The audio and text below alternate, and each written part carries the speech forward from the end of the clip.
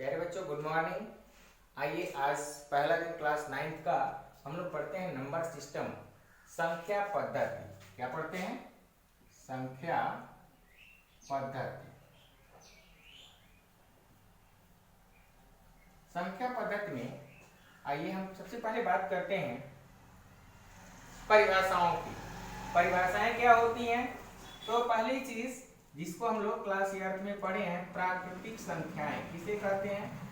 सबसे पहली चीज होती है प्राकृतिक संख्याएं। इसे ही अंग्रेजी में नेचुरल नंबर भी कहते हैं। Natural number. नेचुरल नंबर को किससे प्रदर्शित करते हैं? तो n से प्रदर्शित करते हैं। और ये किसे कहते हैं? तो काउंटिंग की नंबर्स, यानी all the counting numbers are natural number.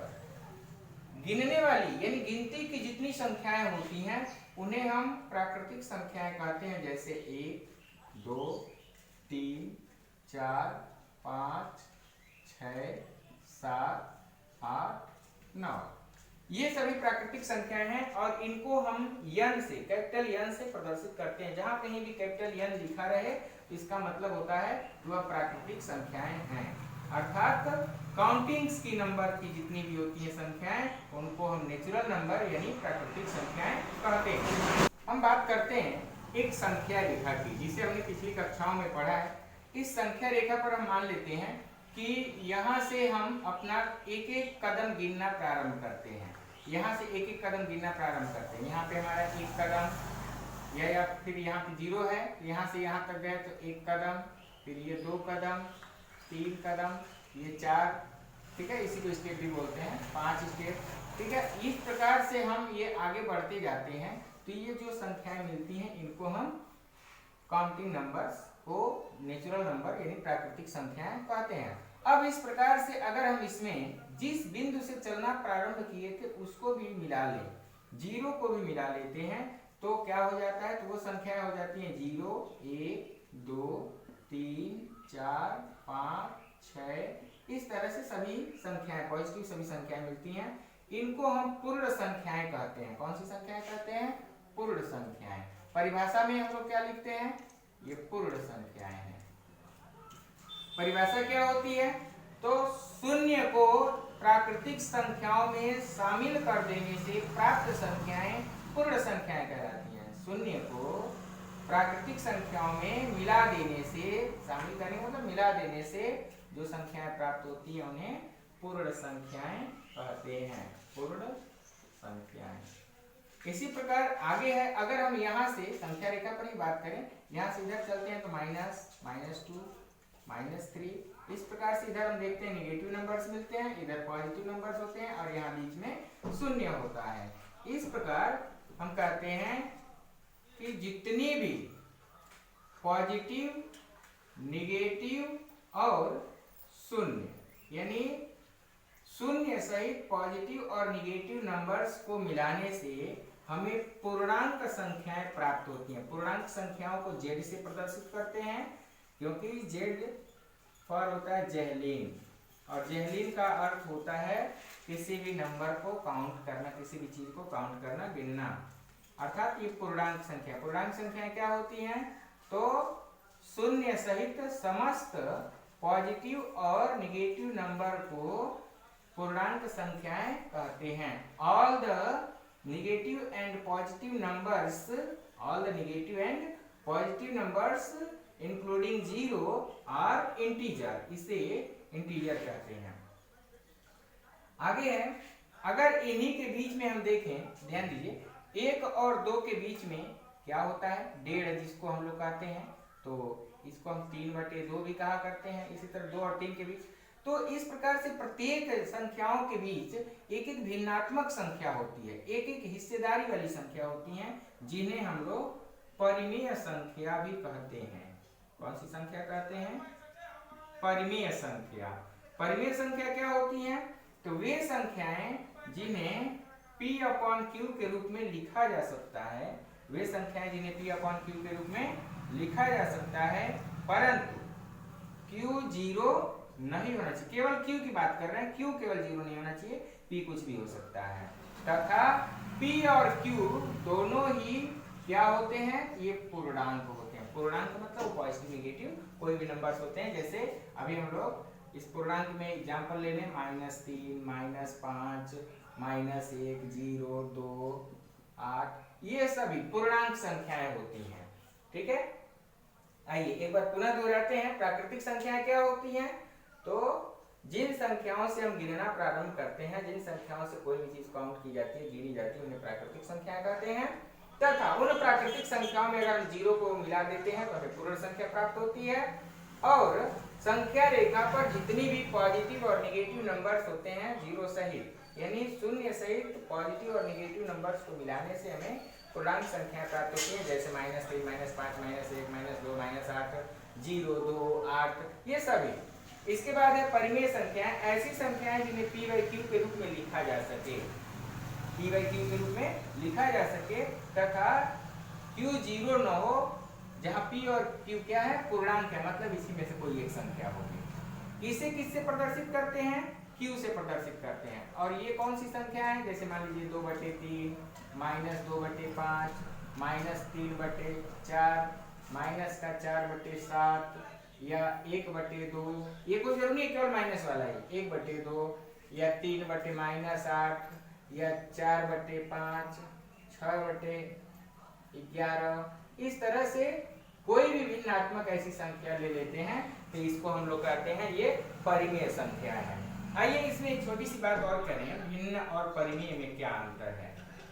भिन्न संख्या, तो भिन्न संख्या देखिए, परिमेय संख्या में अंश और हर का कोई सार्वभाजक नहीं होता है। जैसे हम कहें कि 4/6, यह एक भिन्न है, इसको हम परिमेय संख्या अभी नहीं कहेंगे, यह एक भिन्न है। 2 दूनी 4 और 2 तिया 6, इस प्रकार से 2/3 यह एक परिमेय संख्या है। लेकिन 4/6 क्या है? एक भिन्न है। यानी अर्थात भिन्न किसे कहेंगे?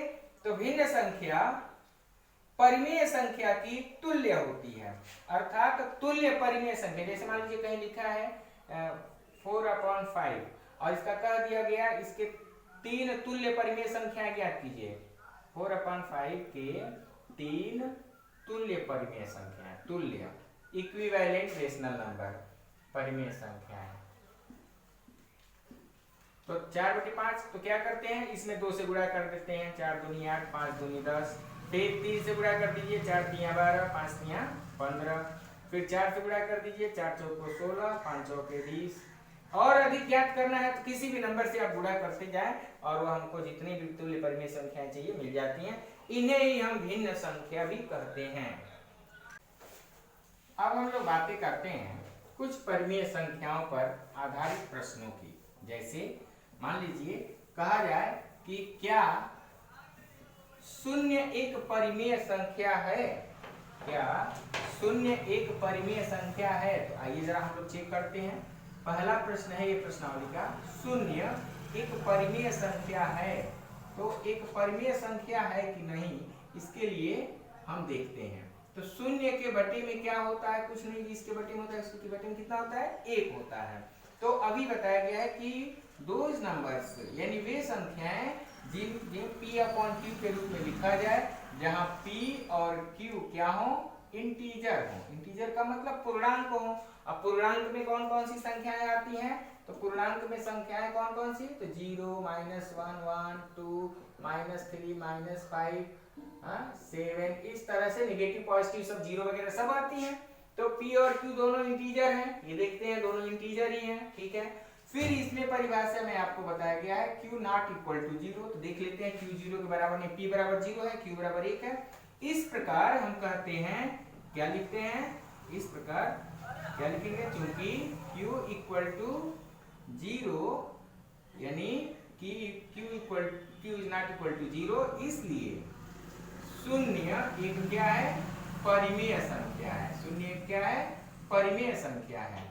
आगे इसे पूछा गया है कि क्या इसे हम p/q के रूप में लिख सकते हैं? तो लिखेंगे हाँ, इसे p/q के रूप में लिख सकते हैं और लिख करके इसको लिख देंगे 0/1। इसी प्रकार से बात आती है कि किन्हीं दो संख्याओं के बीच में कितनी परिमेय संख्याएं होती हैं। तो परिमेय संख्या रेशनल नंबर क्या होता है, आइए उसके बारे में हम लोग जरा बात करें।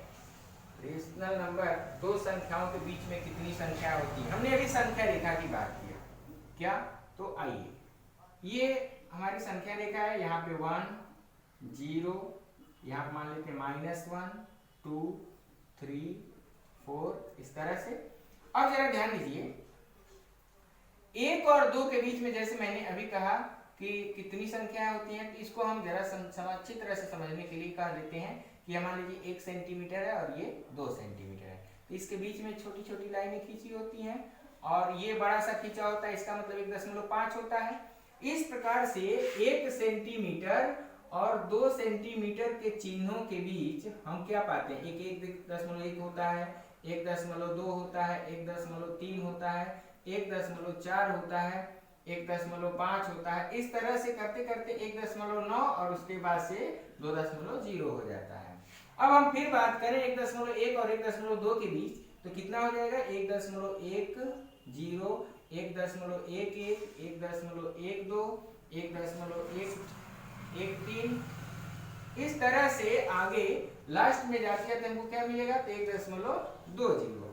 फिर इसी तरह इसको भी बांटे तो हम क्या पाते हैं इस प्रकार से कि 1 और 2 के बीच अभी यहाँ 10 संख्या मिली थी, इन दोनों के बीच 10 मिली तो सबके बीच 10-10 मिलेंगी, इस प्रकार 100 हो जाएंगी संख्याएं।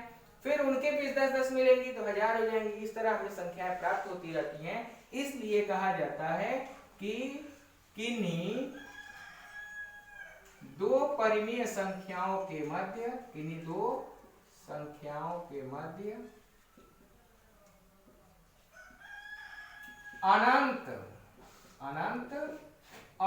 अनंत परिमेय संख्याएं होती हैं, परिमेय संख्याएं होती हैं। ठीक है, ये है। दूसरा चीज कहा गया है कि प्रत्येक प्राकृतिक संख्या एक पूर्ण संख्या होती है। आइए जरा इसकी भी हम लोग बात करें। प्रत्येक प्राकृतिक संख्या एक पूर्ण संख्या होती है। प्रत्येक प्राकृतिक संख्या पूर्ण संख्या होती है, पूर्ण संख्या होती है। तो आइए यहाँ पे हम दो चीजों की बात करें कि प्राकृतिक संख्या और पूर्ण संख्या। तो प्राकृतिक संख्या कौन कौन सी है, n बराबर अभी हमने बात किया था 1 2 3 4 5 6 7 8 और 9।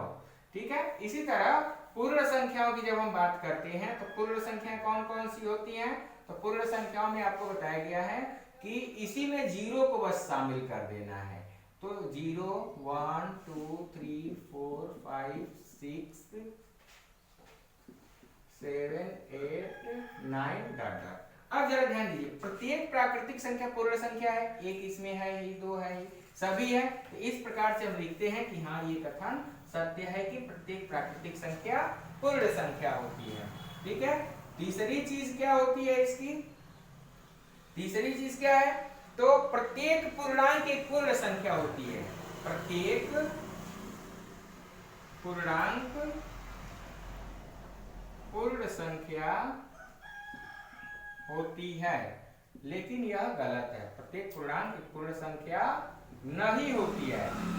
क्यों, क्योंकि जरा देख लीजिए, प्रत्येक पूर्णांक की हम बात करें तो पूर्णांक के लिए हमने z से बताया था। तो पूर्णांक में सभी positive number 1 2 3 and dot dot, फिर 0 भी होगा, फिर -1 -2 -3, इस तरह नेगेटिव नंबर्स भी होंगे। इस प्रकार हम देखते हैं कि प्रत्येक पूर्णांक यानी सभी पूर्णांक पूर्ण संख्या है। तो क्या इसमें 1 2 तो है, लेकिन -1 इसमें है नहीं है। तो हम लिखेंगे कि प्रत्येक पूर्णांक पूर्ण संख्या नहीं होती है। इसी प्रकार से आपके क्वेश्चन में सत्य असत्य में दिया है प्रत्येक पूर्णांक एक पूर्ण संख्या होती है, जो कि गलत है। आगे इसी तरह एक और है, प्रत्येक परिमेय संख्या पूर्ण संख्या होती है। प्रत्येक परिमेय संख्या पूर्ण संख्या होती है। प्रत्येक परिमेय संख्या ना, तो यहां हम बात करते हैं प्रत्येक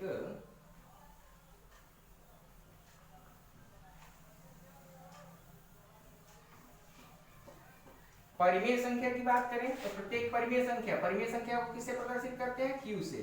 परिमेय संख्या में कौन कौन से आएंगे, तो 2/3 -3/4, यानी ये सभी का -1 भी आएगा, -2 भी आएगा, 0 भी आएगा, प्लस का 1 भी आएगा, प्लस का 2 भी आएगा, 2/5 भी आएगा। इस तरह से सभी संख्याएं। आइए पूर्ण संख्याएं में कौन कौन सी होती हैं? तो प्रत्येक परिमेय संख्या पूर्ण संख्याएं हम जानते हैं 0, 1, 2, 3, 4, यही सब ना। आगे अब जरा ध्यान दीजिए, तो क्या यह 2/3 इसमें है? नहीं है। क्या -1 इसमें है? नहीं है। तो हम कहेंगे कि इस प्रकार प्रत्येक परिमेय संख्या पूर्ण संख्या नहीं होती है। इसको हम बिलोंग्स टू कहते हैं। ई की तरह इस तरह बनता है, इसको बोलते हैं, इससे संबंधित, और काट देते हैं तो नहीं है। अर्थात प्रत्येक परिमेय संख्या पूर्ण संख्या नहीं होती है। प्रत्येक परिमेय संख्या पूर्ण संख्या नहीं होती है। अब हम बात करते हैं, जैसे कि किन्हीं दो संख्याओं के मध्य कितनी संख्याएं होती है। तभी हमने बात किया है कि कितनी संख्याएं, तो किन्हीं दो परिमेय संख्याओं के मध्य, तो हम मान लेते हैं कि 2 और 3 के बीच, 2 तथा 3 के बीच कितनी, तो 5 परिमेय संख्याएं निकालिए। 5 परिमेय संख्याएं निकालिए। परिमेय संख्या निकालिए। Find the 5 rational numbers between 2 and 3। क्या करते हैं, ध्यान दीजिए, यहाँ हमको कितनी परिमेय संख्या निकालनी है? n बराबर तो 5। अब हम क्या करते हैं, तो इसके लिए कहते हैं कि इसमें एक जोड़ दिया जाए, तो n + 1 बराबर कितना हो जाएगा? 5 + 1 बराबर 6। अब कहते हैं इसलिए 2, ठीक है, और इसके बटे में कुछ नहीं तो 1। इसको सबसे पहले, क्योंकि हमको परिमेय संख्या निकालना है, इसलिए इसको परिमेय रूप में लिखते हैं, और इसको भी 3 को, 2 और 3 दोनों को परिमेय रूप में पहले लिख लिए। इसके बाद से यहाँ कितना नंबर आया है, हमको 5 निकालना है, तो 1 बढ़ा देते हैं 6, और 6 से गुणा कर देंगे। 6 से गुणा कर देते हैं। जब 6 से हमने गुणा कर दिया तो क्या मिलेगा? 2 छक्के 12/6, और यहाँ 3 छक्के 18/6। अब क्या हो गया, तब लिखेंगे इसलिए, ठीक है ना, 2 तथा 3 के बीच 5 परिमेय संख्याएं। 5 परिमेय संख्याएं। अब वो 5 परिमेय संख्याएं कौन कौन सी होंगी?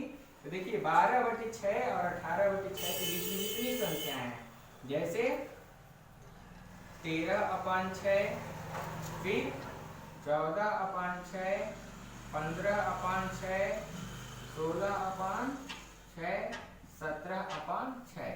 देखिए 1, 2, 3, 4, 5, परंतु इसने कहा है परिमेय संख्याएं, और ये हमने परिमेय संख्या इसमें देखते हैं, जो कटे उसको काट देना चाहिए। तब हम यहाँ पे लिखेंगे 13/6, यहाँ कट रहा है 2 3 6, 2 7 14, तो ये हो जाएगा 7/3। इसी तरह 3 दूनी 6 और 3 पंजे 15, तो ये हो जाएगा 5/2। फिर ये भी हो जाएगा कितना, तो 2 3 6, 2 8 16, ये हो जाएगा 8/3, और ये कितना हो जाएगा 17/6। इस प्रकार से हमारी 5 परिमेय संख्याएं प्राप्त होती हैं। इसी प्रकार अगर कह दिया जाए कि 1/3 तथा 2/3 के बीच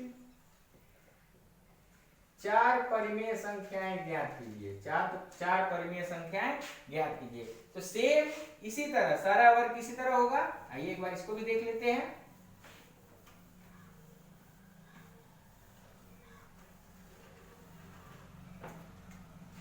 यहाँ n बराबर कितना कहा गया है? 4 परिमेय संख्याएं, इंप्लाइज करता है n + 1 = कितना हो जाएगा? 4 + 1।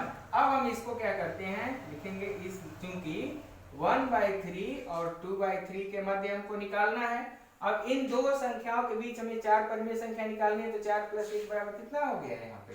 5। अब उस 5 से इनके अंश और हर में, क्योंकि ये परिमेय संख्या ऑलरेडी हैं, इनके अंश और हर में 5 से गुणा कर देते हैं। जैसे हम 5 से यहाँ गुणा करेंगे तो यहाँ भी गुणा होगा, 5 से ऊपर भी गुणा करेंगे, 5 से नीचे भी गुणा करते हैं। अब ये 1 पंजे 5 और 5 तियां 15, फिर ये कितना हो जाएगा? 5 दूनी 10 और 5 तियां 15। अब लिखेंगे इसलिए 1/3 तथा 2/3 के बीच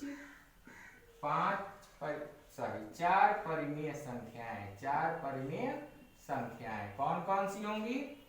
4 परिमेय संख्याएं। तो 5/15 के बाद से क्या हो जाएगा? 6/15, फिर 7/15, 8/15, 9/15, इसके बाद से 10/15। अब देखिए 1 2 3 4 जितना हमें चाहिए सिर्फ उतना ही हमको प्राप्त होंगी। परंतु इससे पहले ध्यान दीजिए, मैंने कहा था ये परिमेय संख्या ये नहीं है, भिन्न संख्या इसको कहेंगे। इसको काट लीजिए तो 3 दूनी 6 और 3 पंजे 15, पहला हो जाएगा 2/5, ये हो जाएगा 7/15। जो नहीं कटे उसको ऐसे छोड़ देते हैं। फिर ये हो जाएगा 8/15 और ये भी कट रहा है, 3 3 9, 3 पंजे 15, यानी हो जाएगा 3/5। इस प्रकार से हमारा 1/3 और 2/3 के बीच 4 परिमेय संख्याएं 2/5, 7/15, 8/15 और 3/5 है। आइए इसी प्रकार से हम अपने प्रश्नावली का दूसरा प्रश्न देखते हैं। जैसा कि अभी हम पहला प्रश्न देखे थे कि क्या 0 एक परिमेय संख्या है, तो लिखेंगे हाँ 0 एक परिमेय संख्या है। क्या इसे आप p/q के रूप में लिख सकते हैं? तो लिखेंगे हाँ इसे p/q के रूप में लिख सकते हैं, क्योंकि जिसके हर में कुछ नहीं होता है उसके हर में 1 लिखा होता है। कितना लिखा होता है? 1। जैसे मान लीजिए यहाँ पे 0 है, इसके हर में कुछ नहीं तो 1। कहीं 2 लिखा है, इसके हर में कुछ नहीं तो 1। कहीं 5 लिखा है, इसके हर में कुछ नहीं तो 1। कहीं 10 लिखा है, इसके हर में कुछ नहीं तो 1। कहीं -10 लिखा है, इसके हर में कुछ नहीं तो 1। तो जिसके हर में कुछ नहीं होता है उसके हर में 1 होता है। फिर कह रहे हैं कि 3 और 4 के बीच 6 परिमेय संख्याएं निकालिए। 3 और 4 के बीच, तो इसे आप लोग कर सकते हैं 3 और 4 के बीच। 3 और 4 के बीच कितनी परिमेय संख्याएं? तो 6 परिमेय संख्याएं। तो यहाँ पे लिखेंगे n बराबर 6, तो इसलिए इंप्लाइज करता है n+1, यानी n+1 बराबर 6 + 1 बराबर कितना हो गया? 7। अब लिखेंगे इसको परिमेय संख्या के रूप में। ये हो जाएगा 3/1 और ये हो जाएगा 4/1, यानी 4/1।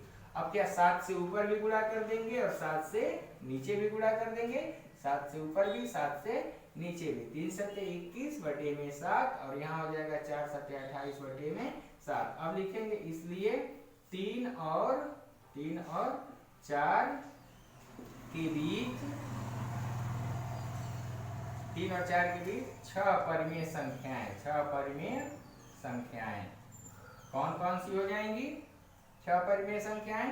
तो पहला 21 के बाद से बढ़ा दीजिए, कितना हो जाएगा? 22/7, 23/7, 24/7, 25/7, 26/7 और 27/7। इसी प्रकार से अगला प्रश्न है 3/5 और 4/5 के बीच 5 परिमेय संख्याएं ज्ञात कीजिए। 3/5 और 4/5, ध्यान दीजिए।